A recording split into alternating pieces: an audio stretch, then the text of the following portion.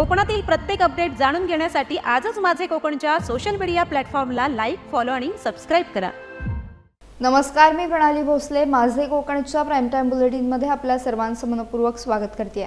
बुलेटिनला सुरुवात करण्याआधी पाहूयात हेडलाईन्स. खेड रोटरी प्रतिष्ठानची बांधकाम परवानगी रद्द, महसूल विभागाची मोठी कारवाई.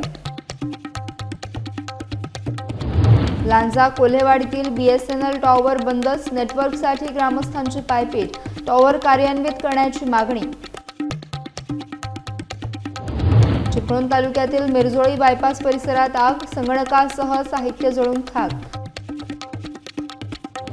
आणि सिंधुदुर्गातील पर्यटनासाठी नव्या उपक्रमांची माहिती, रायगड पालकमंत्रीपदावर व्यक्त केली भूमिका, आमदार दीपक केसरकर यांचा माध्यमांशी संवाद.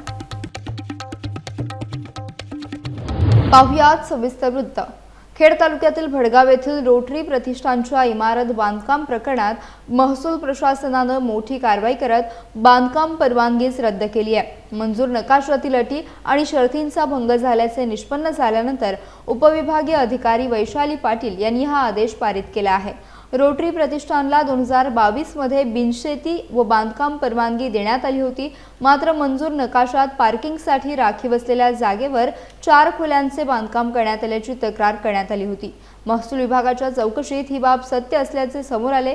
सक्षम प्राधिकरणाची पूर्वपरवानगी न घेता बांधकामात बदल करण्यात आल्याचे निष्पन्न झाल्यानंतर महाराष्ट्र जमीन महसूल संहिता कलम 257 अंतर्गत पुनर्निरीक्षण प्रक्रिया राबवण्यात आली. सर्व बाबींचा विचार करून प्रशासनाने बांधकाम परवानगी रद्द करण्याचा निर्णय घेतला आहे.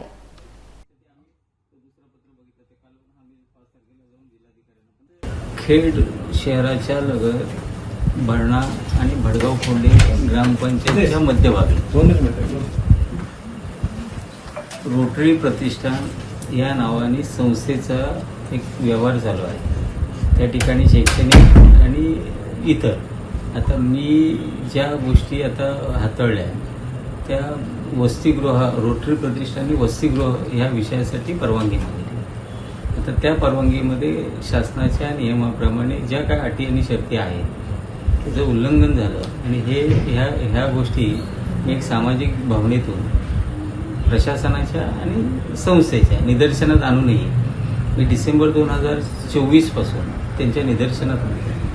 त्याचं कुठेही गांभीर्याने विषय न हाताळल्यामुळे अखेर मी प्रांताधिकारी खेड यांच्याकडे सातत्याने पाठपुरावा करून मार्च 2026ला अखेर उपोषणासारखा टोकाचा निर्णय घेतला. यानंतर स्थानिक प्रशासनाने अर्थात प्रांताधिकारी मॅडमने त्याची चौकशी करून तहसीलदारांकडून त्याबाबतचा अहवाल घेतला.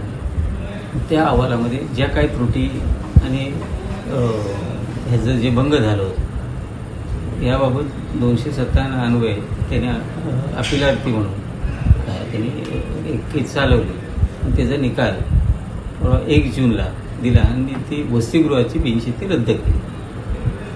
पुढील कारवाई बिनशेतीची रद्द केल्यानंतर आम्ही तात्काळ 5 जूनला जिल्हाधिकाऱ्यांना त्याबाबतचं पत्र दिले की जर भंग झालं, बिनशेती रद्द झाली तर पुढील ज्या गोष्टी आहेत त्याचे गुन्हे दाखल करणं, फौजदारी गुन्हे दाखल करणं, इमारत पाडणं याबाबतची मागणी आम्ही 5 जूनला जिल्हाधिकारी रत्नागिरी यांच्याकडे केलेली. आपल्या इथले आता खेड शहराच्या म्हणण्यापेक्षा शहरालगत असलेले रोटरी इंग्लिश मीडियम स्कूल या संदर्भात आमचे मित्र सदानंद जंगम यांनी एक साधारण 6 वर्षापूर्वीपासून एक मागणी केली होती की तिथल्या शाळेचे जे कामकाज आहे किंवा तिथलं बांधकाम आहे त्या संदर्भात प्रशासनानं बऱ्याचशा गोष्टी दुर्लक्षित केलेल्या आहेत आणि बिनशेती आदेश वगैरे ह्या अटींचं उल्लंघन झालेलं असताना सुद्धा त्या आदेश चालू ठेवलेले आहेत. त्या संदर्भात त्यांनी एक साधारण मार्चमध्ये त्यांनी उपोषण केल्यानंतर प्रशासनाने पुढची कारवाई सुरू करून साधारण सुनावणी वगैरे घेऊन त्यांची आपली वसतिगृहाची जी बिनशेतीची ऑर्डर होती ती रद्द केलेली आहे. आता हा एक पार्श्वभूमीचा पहिला भाग झाला. दुसरी पार्श्वभूमी अशी आहे की त्या शाळेने मूळ बिनशेती शैक्षणिक बिनशेती मिळवलेली आहे मूळ इमारतीची. ती इमारतीची बिनशेती सुद्धा अनेक अटी शर्तींचा भंग होत असून त्यांची पूर्तता न करता ती शाळा चालवली जाते. ती शाळा चालवली जात असताना त्या इमारतीची तपासणी केलेली नाही. त्या इमारतीची बांधकामाची तपासणी झाली नसल्यामुळे भोगवटा प्रमाणपत्र वगैरे हे घेतले नाही आणि भोगवटा प्रमाणपत्र न घेता त्या शाळेत विद्यार्थी बसवले जातात. गुजरात सारखी घटना आपल्या नजरेसनं गेलेली आहे. तिथे चिमुकल्यांची जीविताची हानी झालेली आहे. असे क्लास किंवा कोचिंग क्लास किंवा शाळा चालवताना इमारतीची जर तपासणी होत नसेल आणि बांधकामाची तपासणी होत नसेल आणि मुलं बसवली जात असतील तर प्रशासनाने जाणीवपूर्वक ह्याच्याकडे दुर्लक्ष करतंय का, ह्या गोष्टीची सुद्धा आता माहिती घेणं गरजेचं आहे. त्या अनुषंगाने आम्ही परवा 5 तारखेला एक जिल्हाधिकाऱ्यांनी निवेदन दिलंय की ह्याची तपासणी व्हावी, कारण मूळ बेनिफिटची अजून सुनावणी झालेली नाही. आता जी झालेली जंगम साहेबांची आता माहिती दिली ती वसतिगृहाच्या बेनिफिटची सुनावणी होऊन ती रद्द झाली. मूळ बेनिफिटची आता सुनावणी होऊन त्यावर कारवाई कोणती प्रशासन करते याच्याकडे आमचं लक्ष आहे. त्यांनी जर योग्य कारवाई काही केली नाही तर पुढचं आम्ही आंदोलनाचा आमचा मार्ग चालू ठेवणार आहोत. रत्नागिरी जिल्ह्यातील लांजा कोल्हेवाडी येथे 2 वर्षांपूर्वी उभारण्यात आलेल्या BSNL टॉवर अद्यापही कार्यान्वित न झाल्याने ग्रामस्थांमध्ये तीव्र नाराजी व्यक्त होतीये. पंचक्रोशीतील नागरिकांना मोबाईल नेटवर्कच्या अभावामुळे मोठ्या अडचणींचा सामना करावा लागत असून साधा फोन करण्यासाठी देखील 7 ते 8 किलोमीटर पायपीट करावी लागत असल्याची परिस्थिती आहे. ऑनलाईन रेशन वितरण, शासकीय सेवा, बँकिंग व्यवहार तसेच विद्यार्थ्यांचे शैक्षणिक कामकाज यावर देखील याचा परिणाम होतोय. परिसरातील अंगणवाडी, शाळा आणि सर्वसामान्य नागरिकांना नेटवर्क अभावी रोजच्या कामात अडथळे येत आहेत. अनेक वेळा तक्रारी करूनही BSNL आणि प्रशासनाकडून ठोस प्रतिसाद मिळत नसल्याचा आरोप ग्रामस्थांनी केला आहे. लवकरात लवकर हा टॉवर कार्यान्वित करून परिसरातील नागरिकांना दिलासा द्यावा अशी मागणी ग्रामस्थांकडून करण्यात येत आहे. हां, नमस्कार. मी चंद्रकांत शिंदे, ह्या भांबेड कोळेवाडी शिवगणवाडी येथील रहिवासी. आपण हा जो टॉवर आपण बघतोय हा गेले 2 वर्षापूर्वी BSNLचा टॉवर या ठिकाणी उभा राहिला. माननीय माजी खासदार विनायकजी राऊत साहेब यांचा सतत पाठपुरावा करून त्यांनी हा टॉवर मंजूर केला, कारण इथे खूप समस्या आहे. ह्या 7-8 वाड्यांचा कोळेवाडी हा भाग येतो आणि इथून जवळजवळ 7 ते 8 किलोमीटर खाली रेशन दुकान आहे गुरववाडी या ठिकाणी भांबेड गावाचं. आणि ह्या 7-8 किलोमीटर लोकांना पायपीट करावी लागते आणि जरी शासन रेशन फुकट देत असलं तरी त्या ठिकाणी 7-8 किलोमीटरवरून या ठिकाणी घेऊन यायचं. ऊन पावसातमध्ये रेशन भिजलं की लोकांची गैरसोय होते, ते धान्य फुकट जातं आणि लोकांना नाहक भुर्दंड पडतो की रिक्षाला भाडं द्या आणि या 7-8 किलोमीटर पायपीट करून या. अशा प्रकारचं इथे या ठिकाणी कोणती ह्याची नेटवर्कची सोय नाही. विद्यार्थी ह्या ठिकाणी 2 शाळा आहेत, 2 अंगणवाड्या आहेत, परंतु कोणतंही नेटवर्क नसल्यामुळे विद्यार्थ्यांचे सुद्धा खूप या ठिकाणी शैक्षणिक नुकसान होतं.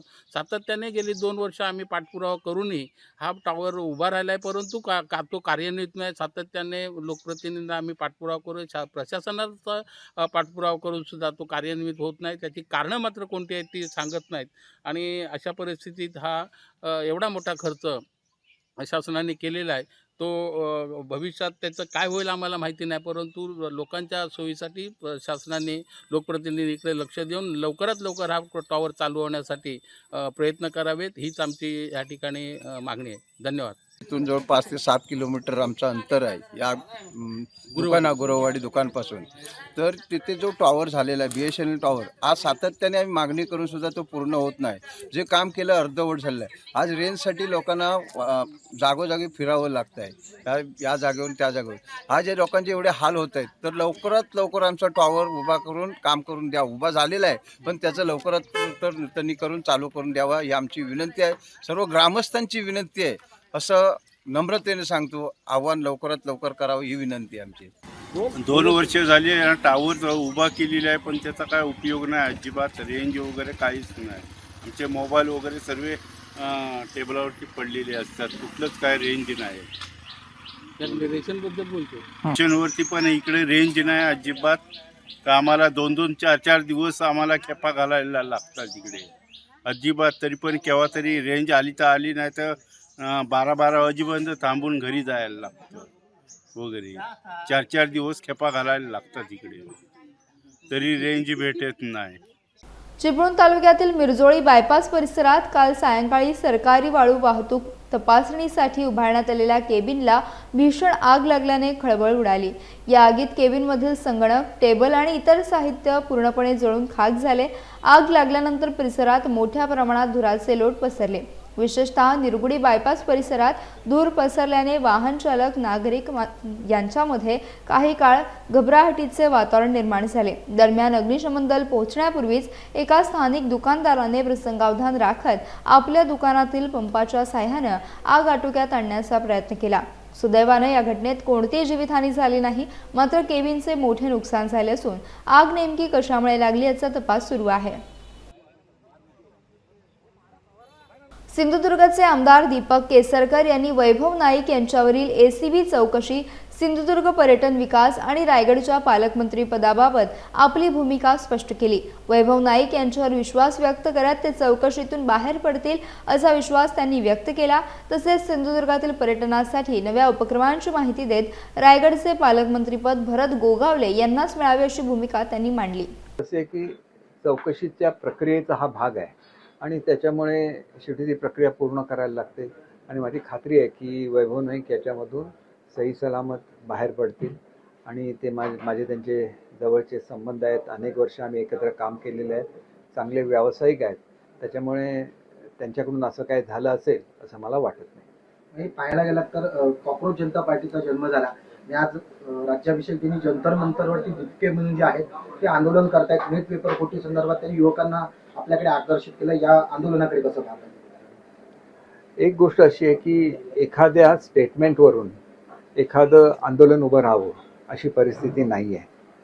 शेवटी झालेल्या स्टेटमेंटचा वापर करून हे केलं जातं आहे, हे कितपत योग्य आहे याच्यावर कॉमेंट देण्याएवढा मी मोठा नाही। भारताची जनता याच्यावर विचार करेल। शेवटी अतिशय चांगलं असं प्रशासन आदरणीय मोदी साहेबांनी या देशाला दिलेलं आहे आणि आपली 10-15 वर्षापूर्वी कशी स्थिती होती, आपण परदेशात गेल्यानंतर आपल्याकडे कुठल्या नजरेने बघितलं जातं आणि आपल्याकडे आज किती आदराने बघितलं जातं। जे लोक परदेशामध्ये प्रवास करतात, दुसऱ्या देशांना भेटी देतात, त्यांनाच हा फरक जाणवू शकतो। अगदी प्रत्येक आपल्याकडे किती एअरपोर्ट होते, आज किती आहेत, किती मेडिकल कॉलेजेस होती, आज किती आहेत, या सगळ्याचं आपण शेवटी तुलना केली पाहिजे आणि जी प्रगती गेल्या 40 वर्षामध्ये होऊ शकली नव्हती ती त्यांनी 10 वर्षामध्ये करून दाखवलेली आहे, ही वस्तुस्थिती आहे आणि त्याच्यामुळे त्याचं कौतुक झालं पाहिजे असं मला वाटतं। निश्चितपणे मी व्हिडिओना सूचना देईन, त्यांना त्या गावाला भेट द्यायला सांगेन आणि आवश्यकता असेल तर तिथं टँकरद्वारे पाणी देण्याची सुद्धा व्यवस्था केली जाईल। मी आताच कलेक्टर मॅडमशी बोलतो, कारण आपला टँकरमुक्त जिल्हा आहे, अशा परिस्थितीमध्ये हे होता कामा नये। तरी पण का झालं आहे याची मी 100% चौकशी करेन। सिस्टीम डेव्हलप व्हायला काही वेळ जायला लागतो, त्याच्यामुळे गुलदार नौका बुडवल्यानंतर मासे त्याला आपलं घर बनवतात आणि तसं घर बनवल्यानंतर ज्यावेळेला स्कुबा डायव्हिंग त्या भागामध्ये होईल त्यावेळेला माशांच्या वेगवेगळ्या प्रजाती या लोकांना बघायला मिळतील आणि त्याच्याचबरोबर ज्यावेळेला प्रवाळ वाढत असतात त्यांना काही आधारसुद्धा लागतो। अनेक ठिकाणी चौकोनी कॉन्क्रीटच्या पोकळ असे ब्लॉक्स तयार केले जातात आणि ते समुद्रामध्ये सोडले जातात आणि त्या ठिकाणी प्रवाळ वाढतात। आता असं एक स्ट्रक्चर मिळालेलं आहे, त्याच्यावर सुद्धा प्रवाळ वाढेल अशी मी अपेक्षा करतो। शेवटी ही असलेली प्रवाळ हे सिंधुदुर्ग जिल्ह्याचं एक खजिना आहे आणि तो खजिन्याचं संवर्धन झालं पाहिजे या दृष्टीने आणि त्याच्याचबरोबर प्रत्येकाला स्कुबा डायव्हिंग करता येतं असं नाही। लहान मुलं असतात, वृद्ध लोक असतात, हे स्कुबा डायव्हिंग करू शकत नाहीत आणि त्याच्यामुळे त्यांना ती सर्व समुद्राखालचं वैभव बघता यावं म्हणून हे अंडरग्राऊंड सबमरीन ही सुद्धा MTDCने बुक केलेली आहे, ती सुद्धा लवकरच येईल। अमेरिकेतून ही खरेदी करण्याच्या संदर्भातल्या चर्चा चालू आहेत। तसं झालं तर हे संपूर्ण खजिना हा पर्यटकांना खुला होईल आणि असं करणारं महाराष्ट्र पहिलं राज्य ठरेल। निश्चितपणे मिळालं पाहिजे, कारण तिथं जास्तीत जास्त आमदार हे आमच्या शिवसेनेचे आहेत आणि केवळ वादामुळे इथलं पालकमंत्रीपद हे स्थगित राहिलेलं आहे। ते लवकरात लवकर भरत शेटना मिळावं अशी माझी सुद्धा इच्छा आहे। मला ज्यावेळेला संधी मिळेल त्यावेळेला मी आदरणीय मुख्यमंत्री महोदयांच्या कानावर हा विषय घालेन। शिवराज्याभिषेक दिनानिमित्त किल्ले रायगडावर उत्साहाचे आणि आनंदाचे अनोखे चित्र पाहायला मिळाले। रायगड जिल्ह्याच्या पोलीस अधीक्षक आचल दलाल यांच्यासह पोलीस अधिकारी आणि कर्मचाऱ्यांनी शिवराज्याभिषेक सोहळ्याचा जल्लोषात सहभाग घेतला। गेल्या 3 दिवसांपासून किल्ले रायगडावर लाखो शिवभक्तांच्या सुरक्षेसाठी पोलीस यंत्रणा सज्ज होती. कर्तव्य बजावत असताना शिवबा राजे छत्रपती झालं ग या गीतावर पोलीस अधिकारी आणि कर्मचाऱ्यांनी उत्स्फूर्तपणे ठेका धरला. यावेळी एसपी आचल दलाल यांचाही सहभाग पाहायला मिळाला. पोलिसांच्या उत्साहपूर्ण सहभागाचे व्हिडिओ सोशल मीडियावर मोठ्या प्रमाणात व्हायरल होत असून नागरिकांकडून त्याचे स्वागत केले जात आहे.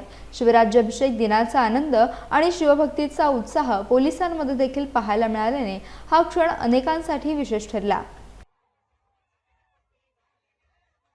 छत्रपती शिवाजी महाराजांच्या 353व्या शिवराज्याभिषेक दिनाचे औचित्य साधत पेण तालुक्यातील जावळी येथे भव्य शिवस्मारक लोकार्पण सोहळा मोठ्या उत्साहात पार पडला. जय भवानी मित्रमंडळ आणि ग्रामस्थ मंडळ जावळी यांच्या संयुक्त विद्यमाने आयोजित या कार्यक्रमाला शेकडो शिवभक्त, ग्रामस्थ आणि मान्यवर उपस्थित होते. किल्ले शिवनेरी येथून आणलेल्या शिवज्योतीच्या आगमनाने कार्यक्रमाची सुरुवात झाली. त्यानंतर शिवराज्याभिषेक सोहळा, महाराजांच्या प्रतिमेचे पूजन, भव्य मिरवणूक आणि विविध सांस्कृतिक कार्यक्रमांचे आयोजन करण्यात आले.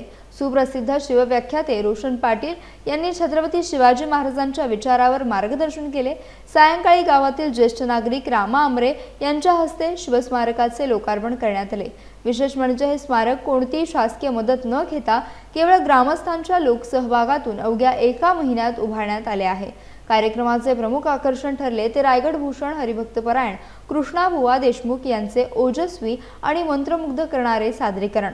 शिवचरित्र, शिवभक्ती आणि राष्ट्रप्रेम जागवणाऱ्या गीतांनी संपूर्ण परिसर शिवमय झाला.